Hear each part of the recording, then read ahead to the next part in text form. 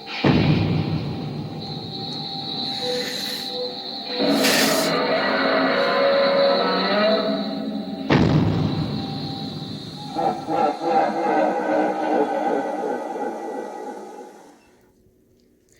and welcome to Alphie the Lobster channel.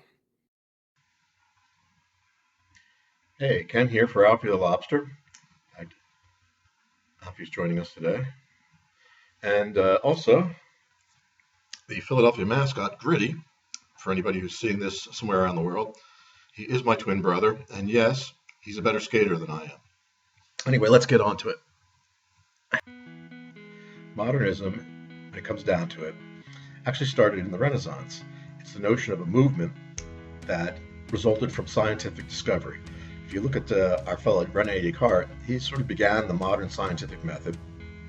People started using that to discover all sorts of crazy things.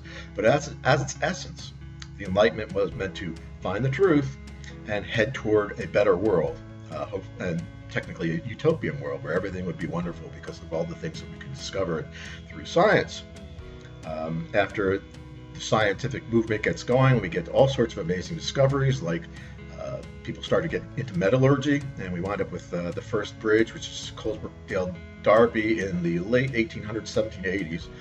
And we also get things like machining, like the lathe. People start to analyze how to put things together and make things work together to get something more than just the sum of the parts.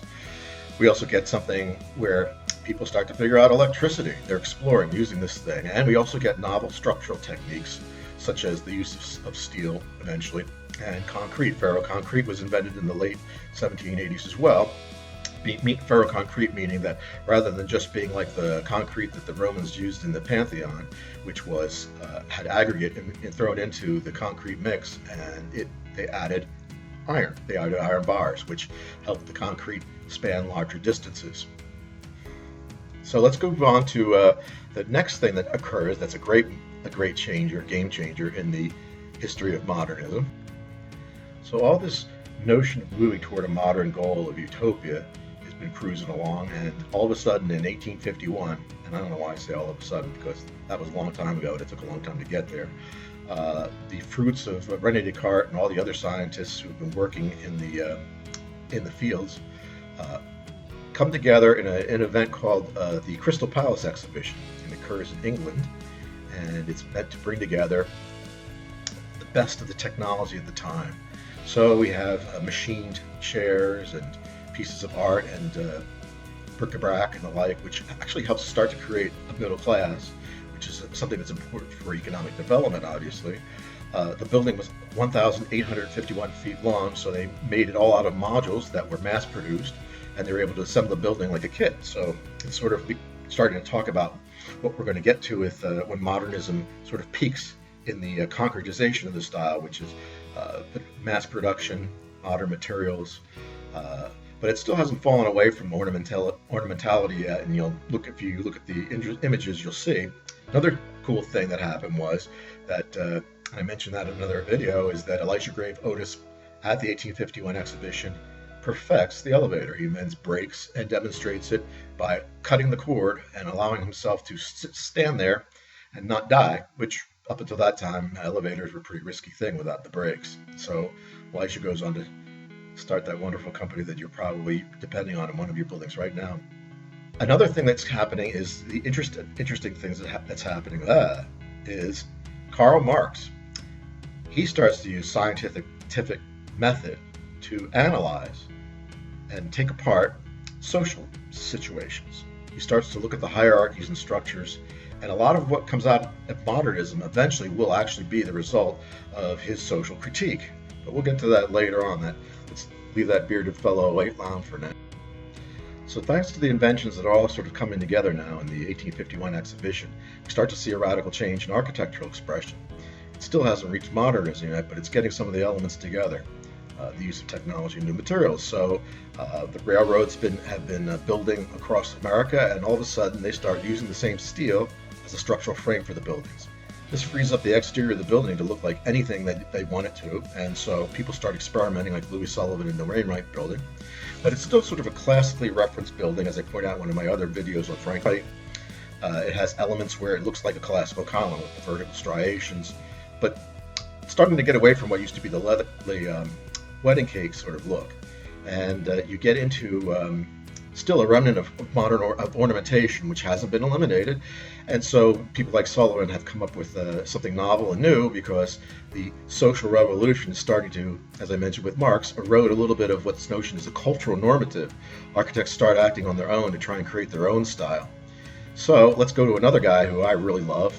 Anyway, my personal favorite is this particular movement because it's an interesting fusion. It's humanist. It does have the individual artist in mind, but it doesn't escape so much from what would be considered normative in terms of architectural expression at the time. Still, it has a lot of interesting ornament. My personal favorite is Charles Rennie Mackintosh. And if you look carefully at the building, you'll notice that there are little flourishes in the cast iron. Each one of the windows has a little, in the middle of it, a little ornamental flower, and every single grouping of flowers is a little bit different. So he's kind of getting into the notion of like how nature doesn't repeat itself exactly over and over again. But he has his own style. He also did something wonderful called the Willow Tea Room with his wife. A lot of their work was done together. Another reason why I love him is because he loved his wife dearly. And if you notice in this particular picture, you can see little hearts that are in the structure, and that's a love note from him to his wife. She did a lot of the furniture that was associated with the movement, and when I get into Mackintosh, we'll take a look at some of that. So anyway, this organic movement even extended to, of course, as we know, Frank Lloyd Wright, and you can see the huge cantilevers in the Roby House, and the Roby House is a very good example of the use of concrete and steel structure to achieve some sort of novelty in new form. Of course, he did have the organic windows that he had put into his, a lot of stained glass that he put into a lot of his homes. Oh yeah, well, when you're talking about Frank Lloyd Wright, you're talking not just a form, not just a notion of organic ornament, but you're also starting to talk about things like the cantilever, which sort of imitates the trees. That, it's like a horizontal branching, or maybe the edge of a cliff. So it's interesting how it's starting to change over from ornamental and surface treatment and starting to express itself on the exterior. So along with movements like Frank Lloyd Wright, in 1905 with his Roby House, there are in Europe a lot of social movements that are starting to come, basically probably because of Marx's critique. Some of those are like in the Viennese secessionist movement, and also in some of the places throughout Germany, small communes start, and they have odd architecture that goes with them. I'll do a show on that one too. But the major thing that starts to happen is the disintegration of the old monarchies. So what causes that? Well, first of all, it's the assassination of Archduke Franz Ferdinand, but what's been boiling up in most of the governments in Europe at the time is a communist takeover. Of course, that winds up with something that we see in the Russian Revolution. And after the Reds push out the Whites, we have an amazing movement called Constructivism which is before the Reds pushed them out, where they're trying to look for a new architecture that has no ornament related to the old monarchies and old culture, and trying to get something that's new. They choose to use power stations and a lot of industrial type things to represent the workers. And so you get buildings that have a very sort of clunky industrial type of look. Not bad, actually they're rather beautiful, although the later stuff winds up being very, very different from what you're seeing in these images. This also opens up a lot of things in France, who basically since the revolution actually have been fiddling with various forms of socialism and communism. And our fellow Le Corbusier, who is a Swiss architect who moves to France, and he decides that he's going to start his own little thing. So rather than starting a social movement on a large scale, he wants to start his own movement. The Corp comes up with a book and a bunch of principles that are based upon what his architecture is, which you can see here in the Villa Savoy, and this all comes out of his Version architecture, where he's come up with his own tenets of what modern architecture should be. But prior to that, during the same revolution that we've been talking about, he was busy with a guy named Aux Enfants, who's a great painter, and he formed a movement called the Objectivist Painters with Le Corbusier. But they were communists, and they were dealing with something called French syndicalism. And what that led to in their work was a notion of a utopian city where everybody had equality, and so therefore you would get these large cities that they were hoping for, where everything would be destroyed and replaced with something that would be for everyone, except for no one, because no one was going to get anything other than the interior of the units and the type of units and the size of the units that they decided were going to be for everybody. Not exactly what I consider utopia, but certainly one type. In 1918, the Bauhaus forms in Germany, and Walter Gropius starts to come up with his own version of architecture. His, again, is more industrial, but certainly different from Le Corbusier's. But he starts the Bauhaus, which is a school that's based upon communism and socialism. And he also, everybody's looking for a new way of expressing things that have been expressed 100 times in the traditional ways. So this manifests itself in things like the Wassily chair and artists like Kandinsky. You can see Kandinsky on the left there. Come together and they start to try and come up with a new social movement that describes a world of utopia, thanks to that guy with the fuzzy beard. Then, in 1932, this guy, Henry Russell Hitchcock, gets together with a guy who just passed away a few years ago, Philip Johnson. And they, in 1932, have an exhibition at the Metropolitan Museum of Art, and they call it the International Style. And what it does is it takes all these disparate architects from all over the world, brings them all together in a presentation, presents as a part of that what are the basic tenets of the modern movement, what modernism is, and then modernism winds up becoming, strangely enough, democratized, because now everybody can see in a little book what's coming from Europe and start to imitate it. So finally, after all of that, thank you for being patient. We get to the point of what modernism really is in its essence, as is concretized in the 1930s. You usually get a structural frame of either concrete, reinforced steel, reinforced concrete, or steel that basically allows you to do anything, any shape that you want, because you're just hanging things off the walls. So therefore, you wind up with things like Le Corbusier's Villa Savoy, which I'm mentioning a lot, where you could have horizontal strip windows, and you can have the crazy shapes on the roof. And obviously because of the Marxist critique, social structure is falling away and is becoming the personal expression of the architect. A lot of architects writing books about their stuff to try and sell their own ideas.